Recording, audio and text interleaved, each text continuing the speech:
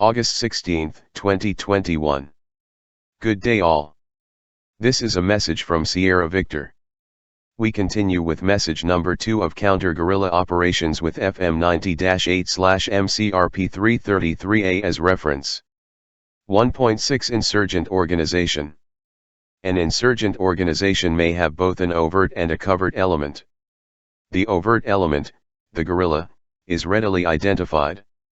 It is supported by a clandestine element which makes up the insurgent infrastructure. The insurgent organization also has political and military structures. 1.7 Phases of development. Once an insurgent organization is established and begins its activities, it progresses through several phases in its effort to overthrow the government. When the insurgency moves from one phase to another is difficult to determine. The activities that occur in the earlier phases will continue through the later phases. These phases range from the weak insurgent movement until the time the insurgent can confront government forces directly. There is also the possibility that an insurgency may move directly from phase 1 to phase 3. Additionally, depending upon the lack of success of the movement, there may also be a reversion from phase 3 to phase 2 or even back to phase 1. Phase 1, Latent and Incipient Insurgency. Activity in this phase ranges from subversive activity that is only a potential threat to situations in which frequent subversive incidents and activities occur in an organized pattern. It involves no major outbreak of violence or uncontrolled insurgent activity. The guerrilla force does not conduct continuous operations but rather selected acts of terrorism. Phase 2, Guerrilla Warfare. This phase is reached when the insurgent movement, having gained sufficient local or external support, initiates organized continuous guerrilla warfare or related forms of violence against the government. This is an attempt to force government forces into a defensive role. As the guerrilla becomes stronger, he begins to conduct larger operations. And Phase 3, War of Movement. The guerrilla attains the force structure and capability to directly engage government forces in decisive combat, then he will progressively begin to use more conventional tactics and may obtain combat forces from an external source. He may also begin to conduct more extensive defensive operations in this phase to protect the areas he controls. The goal of the insurgent movement, if achieved, will result in the replacement of the established government with a government structure developed by the insurgent movement. If this occurs, it is a political victory for the insurgents. The insurgent movement does not need to defeat host country forces to accomplish this. A parallel or shadow government may also be developed by an insurgent force. It must, however, win the support of the people away from the established government to achieve this political victory. 1.83 Target Groups. The government's weapon to combat insurgency is counterinsurgency, COIN. The COIN mission includes a full range of measures used by a government to free and protect its society from subversion, lawlessness, and insurgency.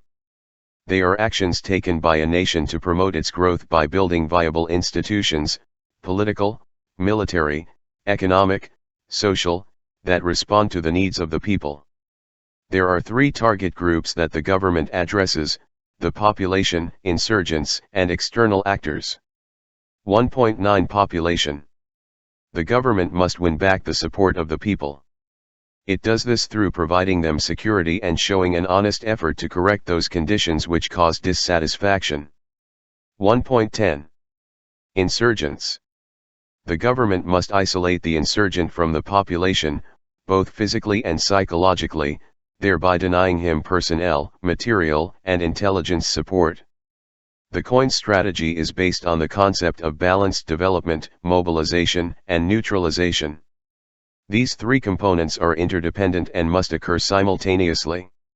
If COIN strategy achieves its goal, the government will regain populace support. The military assists the COIN program through the conduct of 6 major operations: intelligence, psychological operations, civil affairs, populace and resources control, advisory assistance, and tactical operations.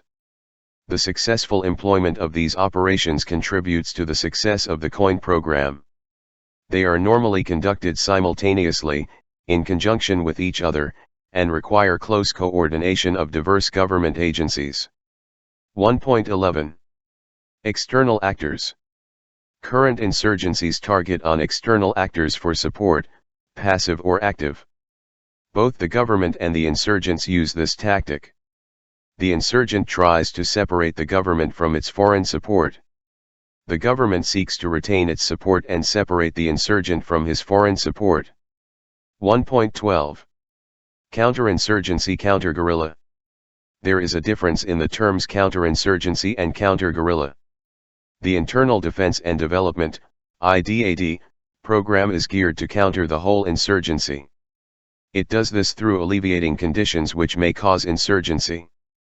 This program, which addresses both the populace and the insurgent, can be termed counterinsurgency. Counter-guerrilla operations are geared to the active military element of the insurgent movement only. To this end, counter-guerrilla operations are viewed as a supporting component of the counterinsurgency effort. Due to WhatsApp audio note length, we do our messages in ±8 minute segments to have full impact. We will continue with this program in our next message. Please visit our Dropbox account for all our previous material. Thank you for listening or reading this message. Please feel free to use and distribute as needed. Our messages are not by any means enticing you to a revolution of sorts, but rather to equip you with the necessary theoretical background in order to assist local armed forces or police in stabilizing a SHTF situation. We wish you well. Sierra Victor.